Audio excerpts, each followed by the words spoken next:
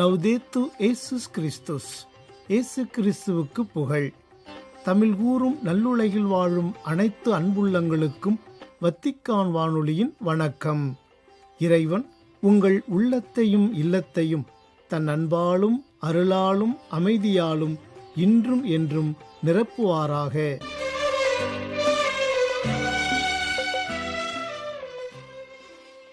அன்பு நேயர்களே, வத்திக்கான் வானொலி இன்று உங்களுக்கு வழங்கவிருப்பவை தடம் தந்த தகைமை, அன்னை ஓர் அதிசயம் மற்றும் செய்திகள்.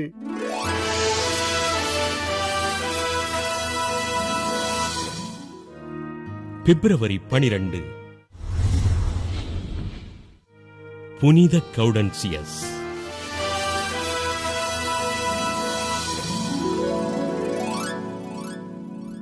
கிபி 360 ஆண்டு இத்தாலி நாட்டில் பிரேசியா நகரில் பிறந்தார் கௌடன்சியஸ். பிரேசியா நகரின் ஆயர் மேதகு பிளாஸ்டியூஸிடம் துறவற பயிற்சி பெற்று குருவானார். கிபி 387 ஆண்டு தன் 27வது வயதில் பிரேசியா நகரின் ஆயராக தேர்வு செய்யப்பட்டார். பிரேசியா நகரின் மக்களை கத்தோலிக்க விசுவாசத்தில் வேரூன்றச் செய்து குருக்களுக்கு ஆன்மீக வழிகாட்டியாக திகழ்ந்தார்.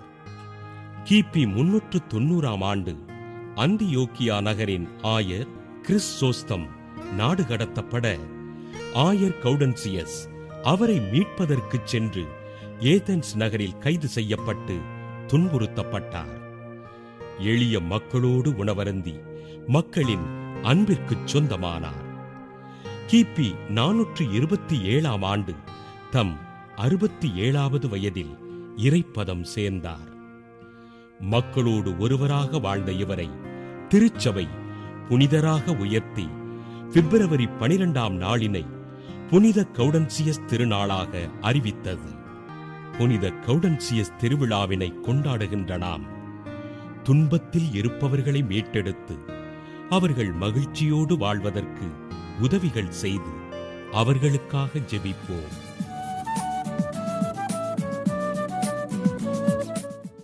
அன்னை ஓர் அதிசயம். புனித செங்கோல் மாதா.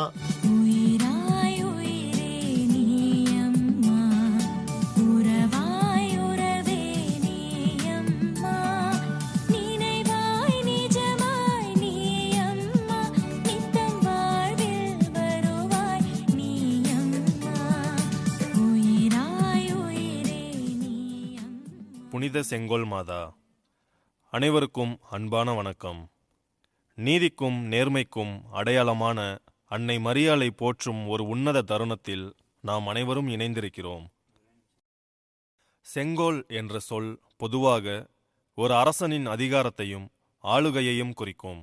ஆனால் அன்னை மரியாளின் கையில் இருக்கும் செங்கோல் உலக அதிகாரத்தை குறிப்பதல்ல, மாறாக அது இறைவனின் பேரருளையும் அநீதிக்கு எதிரான தெய்வீக நீதியையும் குறிக்கிறது. அதிகாரம் என்பது அடக்குமுறைக்காக அல்ல, அது அன்போடும் கருணையோடும் இணைந்திருக்க வேண்டும் என்பதை அன்னை மரியாளின் செங்கோல் மாதா என்ற திருப்பெயர் நமக்கு உணர்த்துகிறது. இதயம் கனிந்த ஒரு தாயின் கையில் இருக்கும் அதிகாரம் மக்களை காயப்படுத்தாமல் காக்கும் அரணாக இருக்கிறது. திருமலை ராயபுரம் என்ற ஊரின் பெயர் உருவான வரலாறு மிகவும் சுவாரஸ்யமானது. இது ஒரு வரலாற்று சிறப்புமிக்க நட்பின் நினைவு சின்னமாகும். சுமார் 300 ஆண்டுகளுக்கு முன்பு மதுரையை தலைமையிடமாக கொண்டு ஆண்ட திருமலை நாயக்கர் மன்னருக்கும் இப்பகுதியின் தலைவருக்கும் இருந்த நெருக்கமான உறவே இதற்கு அடிப்படை. அக்காலத்தில் திருமலை ராயபுரம் பகுதியில் வாழ்ந்த திரு ராயப்பன் என்பவர் திருமலை நாயக்கர் மன்னருக்கு மிகவும் விசுவாசமான நண்பராகவும் பல இக்கட்டான நேரங்களில் மன்னருக்கு துணை நின்றவராகவும் இருந்தார். மன்னர் தன் நண்பரின் மீதிருந்த அன்பினால் ஒரு பெரிய பட்டயத்தை வழங்கினார். மன்னர் திருமலை நாயக்கர் தன் பெயரான திருமலை என்பதையும் தன் நண்பரான ராயப்பன் பெயரையும் இணைத்து அந்த ஊருக்கு திருமலை ராயபுரம் என்று பெயர் சூட்டினார். இவ்வாறாக ஒரு மன்னனுக்கும் சாதாரண மனிதனுக்கும் இடையிலான நட்பின் அடையாளமாக இந்த ஊர் உருவானது. இந்த வரலாற்று சிறப்புமிக்க ஊரில் செங்கோல் மாதா ஆலயம் எப்படி உருவானது என்பது இன்னும் வியக்கத்தக்கது. இது மனிதர்களின் திட்டமிடலால் உருவானது அல்ல, மாறாக அன்னை மரியாளின் தெய்வீக தலையீட்டினால் மட்டுமே சாத்தியமானது. முன்னொரு காலத்தில் திருச்சி அருகே உள்ள புள்ளம்பாடி என்ற ஊரில் ஒரு தம்பதியினர் வாழ்ந்து வந்தனர். அவர்கள் வாழ்வில் எல்லா வசதிகளும் இருந்தபோதிலும் நீண்ட நாட்களாக குழந்தை பாக்கியம் இல்லாதது அவர்களுக்கு பெரும் சோகமாக இருந்தது. மனவேதனையில் இருந்த அந்த பெண்மணி சுமார் 200 கிலோமீட்டர் தொலைவில் உள்ள ராமநாதபுரம் மாவட்டம் ஓரிக்கோட்டை என்ற தனது பிறந்த ஊருக்கு செல்ல விரும்பினார். அக்காலத்தில் முறையான சாலை வசதிகளோ பேருந்து வசதிகளோ கிடையாது. எனவே அந்த தம்பதியினர் நீண்ட தூர பயணத்தை தங்களின் கால்நடையிலேயே மேற்கொண்டனர். காடுகளையும் மேடுகளையும் கடந்து அவர்கள் திருமலை ராயபுரம் பகுதியை அடைந்தபோது அற்புதம் நிகழும் நேரம் நெருங்கியது. பயணத்தின் களைப்பாலும் வெயிலின் தாக்கத்தாலும் அந்த பெண்மணிக்கு திடீரென்று கடுமையான வயிற்றுவலி ஏற்பட்டது. வலியால் துடித்த அவர் அங்கிருந்த ஒரு பெரிய புளிய மரத்தடியில் அமர்ந்து கண்ணீர் விட்டு அழுதார். அந்த புளிய மரத்தடியில் அமர்ந்த சில நொடிகளிலேயே மர்மமான முறையில் அவரின் வயிற்றுவலி முற்றிலும் நீங்கியது. தான் ஏதோ ஒரு தெய்வீக ஆற்றலால் சுகம் பெற்றதை உணர்ந்த அந்த பெண்மணி அந்த இடத்தை விட்டு நகர மறுத்தார். தன் மனைவியின் பிடிவாதத்தை கண்ட கணவர் அருகில் ஏதேனும் கிராமம் இருக்கிறதா என்று பார்க்க ஒரு மரத்தில் ஏறி பார்த்தார். அங்கே ஒரு சிறிய குடியிருப்பு இருப்பதைக் கண்டு அங்கிருந்த மக்களை உதவிக்கு அழைத்து வந்தார். ஊர் மக்கள் எவ்வளவோ வற்புறுத்தியும் இந்த இடம் அருள் நிறைந்தது, இங்கிருந்து நான் போக மாட்டேன் என்று அந்த பெண் அங்கேயே தங்கினார். எனவே ஊர் மக்கள் அவர்களுக்கு ஒரு சிறிய ஓலை குடிசையை அந்த இடத்திலேயே அமைத்து கொடுத்தனர். அங்கே தங்கியிருந்தபோது ஒரு நாள் இரவு அன்னை மரியாள் அந்த பெண்மணிக்கு கனவில் காட்சியளித்தார். கையில் செங்கோல் ஏந்திய ஒரு அரசியாக அன்னை காட்சியளித்து, இந்த இடம் புனிதமானது, இங்கே எனக்கு ஒரு ஆலயம் எழுப்பு என்று பணித்தார். அன்னையின் விருப்பப்படி கிபி 1700ஆம் ஆண்டு அந்த புளிய மரத்தடியிலேயே ஒரு சிறிய ஓலை குடிசை ஆலயம் கட்டப்பட்டது. இதுவே திருமலை ராயபுரம் தூய செங்கோல் மாதா ஆலயத்தின் முதல் வடிவமாகும். இந்த செய்தியை அறிந்த சுற்றுவட்டார மக்கள் அன்னையின் அருளை தேடி அந்த சிறிய குடிசைக்கு வரத் தொடங்கினர். அங்கே வந்து வேண்டிக் கொண்ட பல தம்பதியருக்கு குழந்தை பாக்கியம் கிடைத்தது. இதனால் அன்னையின் புகழ் வேகமாக பரவியது. காலப்போக்கில் அந்த ஓலை குடிசை ஆலயம் ஓட்டுக்கூரையாக மாற்றப்பட்டது. பின்னர் 1928ஆம் ஆண்டு தற்போது நாம் காணும் பிரம்மாண்டமான மற்றும் அழகான தேவாலயம் கட்டி முடிக்கப்பட்டது. இது ஒரு நவீன கால கட்டிடக்கலை அதிசயமாகவும் திகழ்கிறது. இந்த ஆலயத்தில் அன்னை மரியாள் ஒரு கையில் குழந்தை இயேசுவையும் மறு கையில் செங்கோலையும் ஏந்தி தலையில் மணிமகுடத்துடன் விண்ணுலக அரசியாக காட்சியளிக்கிறார். இந்த படத்தில் உள்ள செங்கோல் அன்னை நம் குறைகளை தீர்க்கும் அதிகாரம் கொண்டவர் என்பதை குறிக்கிறது. ஒவ்வொரு ஆண்டும் மே மாதம் முழுவதுமே அன்னைக்கு அர்ப்பணிக்கப்படுகிறது. மே மாதத்தின் ஒவ்வொரு நாளும் ஒவ்வொரு குடும்பம் மண்டகப்படி ஏற்று நற்கருணை ஆராதனையையும் ஜெபமாலையையும் இனிப்புகள் வழங்கலும் செய்து மகிழ்வார்கள். இத்திருத்தலத்தின் மற்றும் ஒரு சிறப்பு மத நல்லிணக்கம். ஒவ்வொரு ஆண்டும் ஜனவரி 17ஆம் தேதி பொங்கல் திருவிழா நடைபெறுகிறது. இதில் கிறிஸ்தவர்களும் இந்துக்களும் இணைந்து பொங்கலிட்டு அன்னைக்கு நன்றி செலுத்துவது தமிழகத்தின் பண்பாட்டு அடையாளமாகும். திருமலை ராயபுரம் போலவே காரங்காடு என்ற இடத்திலும் செங்கோல் மாதாவுக்கு புகழ்பெற்ற திருத்தலம் உள்ளது. அங்கே அன்னை கடல்வாழ் மக்களின் அரசியாகவும் மீனவர்களின் பாதுகாவலராகவும் போற்றப்படுகிறார். காரங்காட்டில் பிப்ரவரி மாதம் நடைபெறும் கடல் பொங்கல் விழா மிகவும் பிரபலம். கடலே வாழ்வாதாரம் என்பதால் அன்னைக்கு நன்றி செலுத்தும் விதமாக மக்கள் கடலில் உணவுப் பொருட்களை அர்ப்பணிக்கும் காட்சி நெகிழ்ச்சியானது. குழந்தை பாக்கியம் தேடி காரங்காடு வருபவர்களுக்கு செங்கோல் மாதா உருவம் பொறித்த சங்கு மற்றும் மாதா தீர்த்தம் வழங்கப்படுகிறது.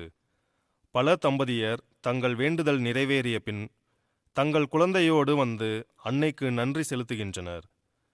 இன்றைய நுகர்வோர் கலாச்சாரத்தில் மனிதநேயம் குறைந்து வரும் வேளையில் செங்கோல் மாதா நமக்கு ஒரு பெரிய செய்தியை சொல்கிறார். நீதியுடன் வாழுங்கள், மற்றவர்களுக்கு பொறுப்புடன் இருங்கள் என்பதே அன்னையின் போதனையாக இருக்கிறது. அதிசயம் என்பது வெறும் நோய் குணமாவது மட்டுமல்ல, ஒரு மனிதனின் கல் நெஞ்சம் கனிந்து மற்றவர்களுக்கு உதவ முன்வருவதும் மிகப்பெரிய அதிசயமே. செங்கோல் மாதா மக்களின் இதயங்களை மாற்றி அவர்களை நல்வழிப்படுத்துகிறார். திருமலை ராயபுரம் திருத்தலம் இன்று புதுக்கோட்டை மாவட்டத்தின் ஆன்மீக அடையாளமாக மாறியுள்ளது. அங்கே வீற்றிருக்கும் அன்னை மதம் கடந்த ஒரு நம்பிக்கையாக திகழ்கிறார். தன் பாதம் தேடி வரும் யாரையும் அவர் வெறுங்கையோடு அனுப்புவதில்லை. அன்னை மரியாள் ஏந்தியிருக்கும் அந்த செங்கோல் இன்றைய காலகட்டத்திற்கு தேவையான ஒரு மாபெரும் நீதியை போதிக்கிறது. அதிகாரம் என்பது மற்றவர்களை ஆதிக்கம் செலுத்துவதற்காக அல்ல, அது எளியவர்களை காப்பதற்கும் நீதி மறுக்கப்பட்டவர்களுக்கு நீதி பெற்றுத்தருவதற்கும் மட்டுமே பயன்படுத்த வேண்டும் என்பதை அன்னை உணர்த்துகிறார். ஒரு தாய் தன் பிள்ளைகளை எப்படி பாரபட்சமின்றி அன்பு செய்கிறாரோ அப்படியே நாமும் சக மனிதர்களை சமத்துவத்துடனும் நடத்த வேண்டும் என்ற பாடத்தை இந்த செங்கோல் மாதா பக்தி நமக்கு கற்பிக்கிறது. மேலும் அன்னை மரியாள் காட்சியளித்த அந்த புளிய மரம் இன்றும் ஒரு நம்பிக்கையின் அடையாளமாக போற்றப்படுகிறது. ஒரு சாதாரண பெண்ணின் வயிற்று வலியை போக்கி அவருக்கு குழந்தை வரம் அருளிய அன்னை இன்றும் தன் திருத்தலத்திற்கு வரும் ஆயிரக்கணக்கான பெண்களின் கண்ணீரை துடைத்து வருகிறார். குறிப்பாக மருத்துவர்களால் கைவிடப்பட்ட பல தம்பதியினர் திருமலை ராயபுரம் வந்து செங்கோல் மாதாவின் பரிந்துரையால் இன்று தங்கள் குழந்தைகளுடன் மகிழ்ச்சியாக வாழ்ந்து வருவது அன்னையின் வல்லமைக்கு சான்றாகும். செங்கோல் மாதா நம் வாழ்க்கையின் இருளை அகற்றும் ஜோதியாக விளங்குகிறார். திருமலை ராயபுரம் மற்றும் காரங்காடு போன்ற திருத்தலங்கள் வழியாக அன்னை இன்றும் நம்மிடையே வாழ்ந்து கொண்டிருக்கிறார். அன்னையின் பரிந்துரையில் நாம் நம்பிக்கை வைப்போம்.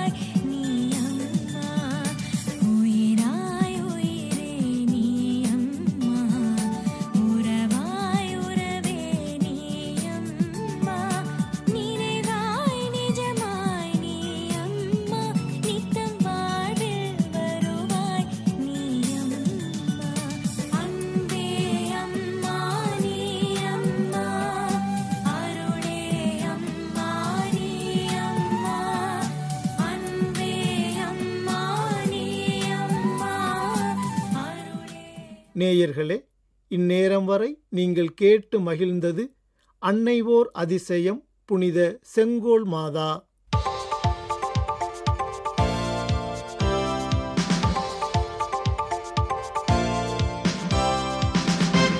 செய்திகள். ஐரோப்பா மத மற்றும் அரசியல் பிளவுகளை கடந்து அதன் ஆன்மீக ஒற்றுமையை மீண்டும் கண்டறிய வேண்டும் என்று அழைப்பு ஒன்றை விடுத்தார் திருத்தந்தை 14ஆம் லியோ. பிப்ரவரி 11 புதன்கிழமையன்று இடம்பெற்ற புதன் பொது மறைக்கல்வி உரையின் இறுதியில் இத்தகைய வேண்டுகோளை விடுத்த திருத்தந்தை ஐரோப்பிய மற்றும் உலகளாவிய ஒன்றிப்புக்கும் அழைப்பு விடுத்தார். ஸ்லாவ்களின் அப்போஸ்தலர்கள் என்று அழைக்கப்படும் புனிதர்கள் சிரில் மற்றும் மெத்தோடிஸ் இருவரிடமிருந்து உள்ளொளி பெற்ற திருத்தந்தை ஐரோப்பியர்கள் அனைவரும் அக்கண்டத்தின் ஆன்மீக உயிர்ச்சக்தியை புதுப்பிக்க வேண்டுமென ஊக்குவித்தார். மண்டல பதட்டங்கள் மற்றும் உலகளாவிய நெருக்கடிகளுக்கு மத்தியில் ஒப்புரவு, உரையாடல் மற்றும் அமைதியை ஊக்குவிப்பதன் மூலம் இவ்விரு புனிதர்களின் திருத்துது பணியை தொடருமாறு அவர் விசுவாசிகளை வலியுறுத்தினார். பிப்ரவரி 11 புதன்கிழமையன்று திரு அவையில் சிறப்பிக்கப்பட்ட லூர்து அன்னையின் திருநாளில் நோயாளர்களுக்கும் அவர்களை பராமரிப்பவர்களுக்கும் நம்பிக்கை மற்றும் ஒன்றிப்பின் வார்த்தைகளை வழங்கி அவர்களுக்காக இறைவேண்டல் செய்தார் திருத்தந்தை 14ஆம் லியோ. சிறப்பு வழிபாட்டின் போது கூடியிருந்த விசுவாசிகளுக்கு தனது நன்றியை தெரிவித்துக் கொண்ட திருத்தந்தை உலகளவில் துன்பப்படுபவர்களுக்காக இறைவேண்டலில் ஒன்றுபடுவதன் முக்கியத்துவத்தை எடுத்து காட்டினார். விசுவாசத்திற்கும் துன்பத்திற்கும் இடையிலான ஆழமான தொடர்பை வலியுறுத்தி கிறிஸ்துவின் அன்னையாம் கன்னிமரியாவால் கற்பிக்கப்பட்ட வலிமை வாய்ந்த பாடங்களை நினைவுகூர்ந்தார் திருத்தந்தை. மேலும் இவ்விழா எப்போதும் நம்முடன் இருக்கும் அன்னை மரியாவின் உடனிருப்பை நினைவூட்டும் ஓர் அழகான நாள் என்று மொழிந்த திருத்தந்தை துன்பம், அன்பு மற்றும் நம் வாழ்க்கையை இறைவனிடம் ஒப்படைப்பது பற்றி மரியா நமக்கு கற்பிக்கிறார் என்று எடுத்து காட்டினார். மருத்துவர்கள், செவிலியர்கள் மற்றும் பராமரிப்பவர்களின் அயராத உழைப்பை அங்கீகரித்து நோயுற்றவர்களை பராமரிப்பவர்களின் அசைக்க முடியாத அர்ப்பணிப்பையும் பாராட்டிய திருத்தந்தை, உங்கள் அனைவருக்கும், குறிப்பாக மிகவும் சவாலான காலங்களில் நோயுற்றவர்களை ஆதரிப்பவர்களுக்கு இறைவனின் ஆசீர்வாதத்தை நான் வேண்டுகிறேன் என்று கூறினார். பிப்ரவரி 4 முதல் 10 வரை பெங்களூருவில் நடைபெற்ற 37வது பொதுக்குழு கூட்டத்தை தொடர்ந்து இந்திய கத்தோலிக்க ஆயர் பேரவை ஒரு முக்கிய அறிக்கையை வெளியிட்டது. நம்பிக்கையும் தேசமும் இந்தியாவின் அரசியலமைப்பு பார்வைக்கு திரு அவையின் சாட்சி என்பதே இக்கூட்டத்தின் மையப்பொருளாக அமைந்தது. இக்கூட்டத்தில் இன்றைய காலகட்டத்தில் அதிகரித்து வரும் ஏற்றத்தாழ்வு, சுற்றுச்சூழல் பிரச்சினைகள் மற்றும் அரசியல் பிரிவினைகளுக்கு மத்தியில் கிறிஸ்தவர்கள் தங்களது விசுவாசத்தை துணிவுடன் வாழ வேண்டியதன் அவசியத்தை வலியுறுத்தியது இந்திய கத்தோலிக்க ஆயர் பேரவை. மேலும் இந்தியாவில் உள்ள கிறிஸ்தவர்கள் தங்களின் அடையாளத்தில் உறுதியாக நிலைத்திருக்கவும், தங்களின் ஆன்மீக பாரம்பரியத்திலிருந்து வலிமையை பெறவும், கிறிஸ்துவின் அர்ப்பணிப்புள்ள சீடர்களாகவும் இந்தியாவின் பொறுப்புள்ள குடிமக்களாகவும் இருக்குமாறு இந்திய ஆயர்கள் அழைப்பு விடுத்தனர். நீதி, சுதந்திரம், சமத்துவம் மற்றும் உடன்பிறந்த உறவை நிலைநிறுத்தும் இந்திய அரசியலமைப்பிற்கு தங்களின் அர்ப்பணிப்பை மீண்டும் உறுதிப்படுத்திய ஆயர்கள் அதிகரித்து வரும் பாகுபாடுகள், குறிப்பாக தலித் கிறிஸ்தவர்களுக்கு எதிரான பாரபட்சம் குறித்து தங்களது கவலையை வெளிப்படுத்தினர். மத சுதந்திரம் மற்றும் தனி உரிமையை சிதைக்கும் சட்டங்களுக்கு எதிராக தங்கள் கருத்துக்களை பதிவு செய்த ஆயர்கள் மேலும் ஓரங்கட்டப்பட்ட சமூகங்களின் உரிமைகளை பாதுகாக்க வேண்டியதன் அவசியம் குறித்தும் வலியுறுத்தினர்.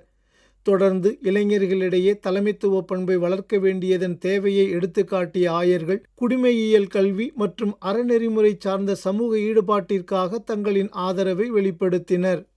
பிளவுகள் நிறைந்த உலகில் உரையாடல், அமைதி மற்றும் சமூக ஒன்றிப்பு நிலவ வேண்டும் என்று கேட்டுக்கொண்ட ஆயர்கள் இந்தியாவின் அரசியலமைப்பு அறநெறிமுறைகளின்படி பொதுநலனுக்காக உழைப்பதாகவும் உறுதியேற்றனர். ஐரோப்பிய ஒன்றியத்தைச் சேர்ந்த 53 நாடுகளின் ஆரம்ப தரவுகளின்படி ஐரோப்பா மற்றும் மத்திய ஆசியாவில் தட்டம்மை பாதிப்புகள் 2025ஆம் ஆண்டில் கணிசமாக குறைந்துள்ளன என்று யுனிசெஃப் மற்றும் உலக நலவாழ்வு அமைப்பு தெரிவித்துள்ளன. பிப்ரவரி 11 புதனன்று வெளியிட்டுள்ள அறிக்கை ஒன்றில் இவ்வாறு தெரிவித்துள்ள அவ்வமைப்புகள், கடந்த 2024ஆம் ஆண்டில் 1,27,412 இருந்த தட்டம்மை பாதிப்புகள் 2025ஆம் ஆண்டில் 33,998 குறைந்துள்ளன என்றும், இது ஏறத்தாழ 75 விழுக்காடு வீழ்ச்சியாகும் என்றும் குறிப்பிட்டுள்ளன. இத்துடன் வத்திக்கான் வானொலியின் தமிழ் ஒலிபரப்பு நிறைவு பெறுகின்றது. தொடர்வது அதன் மலையாள நிகழ்ச்சிகள். உங்கள் செவிமடுத்தலுக்கு நன்றி. வணக்கம்.